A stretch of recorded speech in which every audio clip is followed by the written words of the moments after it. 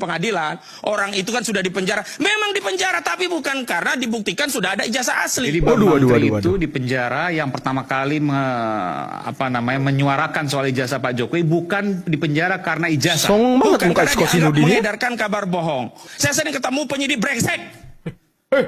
Kasus saya, Charlie Chandra, penyidik itu mendobrak rumah menangkap klien kami. Padahal sudah ada panggilan pertama. Silakan. Widih. Berapi-api juga beliau ini ya. Kentara banget cari sensasinya. Kentara banget cari panggungnya teman-teman. Aduh. Terima kasih. Saya tidak tersinggung ya dengan ngomongnya ada penyidik yang brengsek itu. Bagi saya biasa. Saya sendiri juga mengatakan gitu, Pak. Kalau ada penyidik yang brengsek, katakan saya brengsek. Tapi kalau penyidik yang baik ya jangan dikatakan digeneralisir gitu. Itu satu. Yang kedua mengenai putusan Bambang itu ya. Itu kok nggak dibuktikan itu ijazah asli ya. Justru karena hakim itu yakin bahwa Pak Jokowi itu pegang ijazah asli lah, makanya dia memutus kayak gitu.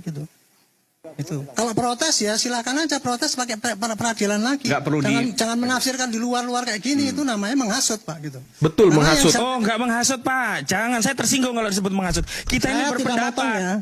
Di forum ini jangan ngomong menghasut Pak. Saya anggap itu menghasut. Baik, saya tidak terima ini dianggap menghasut.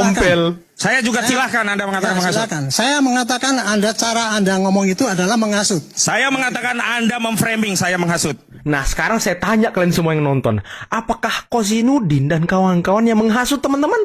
Komen di bawah sebanyak-banyaknya.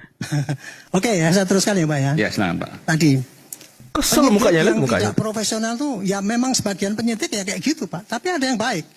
Nah kemudian yang kedua, untuk proses ini penyidikan ini dengan ini terlambat, sana cuma dumas dan sebagainya. Kemudian diasut kepada masyarakat seakan-akan itu karena ada titipannya Pak Jokowi, polisi takut dengan Pak Jokowi dan sebagainya itu nggak benar itu, nggak betul itu. Dengerin tuh Kozinudin. Karena polisi sekarang juga ada yang baik. Pak Kapolri sudah mengatakan, saya tanya kemarin, pokoknya proses sedalam-dalamnya itu ya.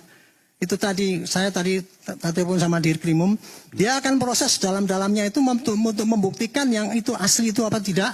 Itu bukan hanya sekedar daripada yang kelihatan aja secara teoritis, tapi sampai mendalam termasuk yang tadi diangkat-angkat oleh Pak Roy dan sebagainya itu. Pak Arianto sempat ketemu dengan Pak saya telepon dengan Dirbidum. Oke. Jadi konsepnya kayak gitu dia. Ya. Dia pokoknya gitu.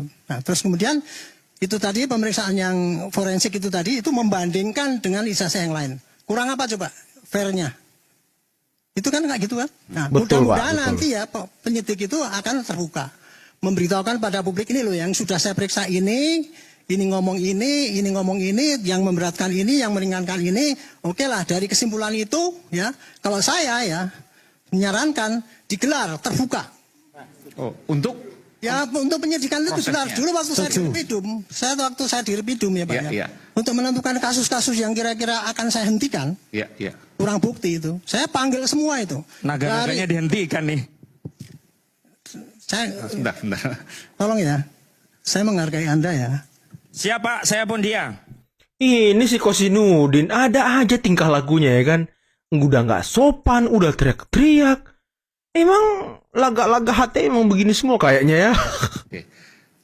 Supaya laku dia gitu caranya. Betul Pak, supaya laku. Begitu, Pak. Nah, makanya itu subjektif itu. Oke Bang.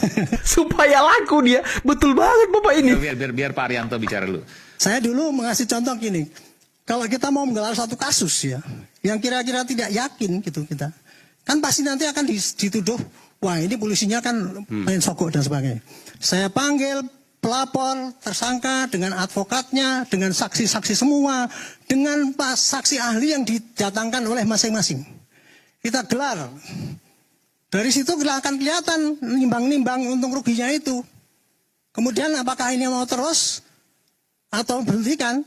Kalau mau terus nanti yang dari tidak terima itu tadi kan sudah melihat apa yang dijadikan untuk terus. Boleh nggak peradilan dong kalau itu. Jadi kalau dibayangkan kasus ini Pak, kalau seandainya dibuka transparan pada saat prosesnya nanti pembandingan itu gimana Pak? Bayangannya? Ya bayangannya ya semua itu kita gelar. Ya. Masing-masing boleh mengajukan ini Pak. Saya datanya begini seperti tadi tuh Pak Roy biar ngomong dia. Ya. Yang sana ngomong gini gitu kan. Oke. Saksi ahli ditanya kita gimana. Kesimpulannya kalau saya penyidik punya sikap kan. Saya misalkan saya hentikan, jebret. Bagi yang tidak terima ya silakan pra peradilan. Oke. Itu Kalau dihentikan itu alasannya kira-kira apa, Pak? Sebelum dijawab sama Bapak ini ya. Ya, walaupun nanti hasilnya ada dan keluar teman-teman, dan itu tidak sesuai dengan harapan Rosyur dan kawan-kawan, pasti mereka teriak-teriak lagi di luar. Itu sudah apa ya? Sudah lagu lama dan kaset baru yang terus dilakukan oleh mereka ini teman-teman. Ya dari awal kan mereka sudah membangun image bahwa ya mereka tidak percaya dengan laboratorium forensik Polri.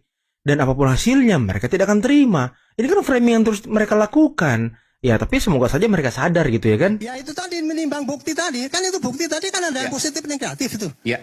Iya kan, semua alat bukti itu pasti ada yang meringankan dan ada yang memberatkan. Baik. Ada hakim pun gitu Pak. Hakim pun mempertimbangkan alat bukti itu yang plus dan minus.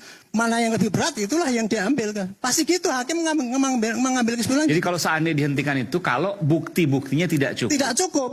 Baik yang pro maupun Contoh kontra. ya, saya kasih contoh ini aja Ya. gitu.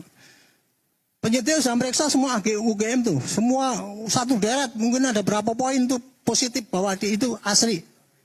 Pak Roy ngasihkan juga berapa? 20. Tapi bukti yang disampaikan itu valid apa enggak? Itu dinilai itu Pak.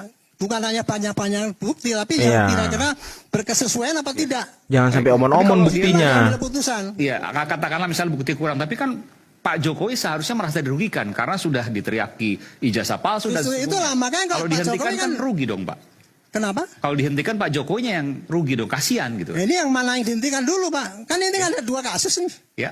Yang satu kasusnya membuktikan bahwa ini ijazah palsu, yang satunya kasus mengatakan bahwa ini apa provokator, apa pencemaran nama. Oke, ya. Ya kan gitu. Ini nanti ya Pak, kalau seandainya pembuktian ijazah itu asli itu tidak berhasil, artinya itu ijazah itu asli. Ya. Ya pasti yang ini provokator pasti jadi tersangka yang dikirim ke pengadilan. Provokator jadi tersangka di bawah pengadilan. Wow. Kasus yang kita ingin tahu ini adalah membuktikan apakah ijazah Pak Jokowi itu asli atau palsu. Cuman itu aja. Tapi kemudian kan muncul jadi berapa LP banyak sekali kan. Ini ngelaporkan ini ngelaporkan ini. Akhirnya terjadilah sengketa pendapatnya. Sengketa antara dua pihak itu. Pihak yang ingin menyatakan bahwa ini palsu. Dan pihak yang menyatakan yang dituduh itu ini asli. Intinya sebenarnya itu aja Pak. Nah kalau untuk membuktikan suatu tuduhan itu ya. Pemalsuan adalah suatu pidana. Maka caranya ya harus pakai hukum pidana. Nah, hukum pidana itu meliputi ya, beberapa prosesnya sesuai KUHP ya itu ya. Itu tahapnya adalah mulai dari penyelidikan, penyidikan, penuntutan, terus penghakiman di pengadilan negeri. Nah, untuk sampai kepada pengadilan itu tadi kan yang dicari kan Pak Roy ngomongnya keadilan, kejujuran gitu ya. Memang pengadilan itu dibutuhkan kejujuran dan keadilan juga. Nah makanya, tapi kalau di dalam pengadilan itu, maka yang ditempuh adalah adu bukti.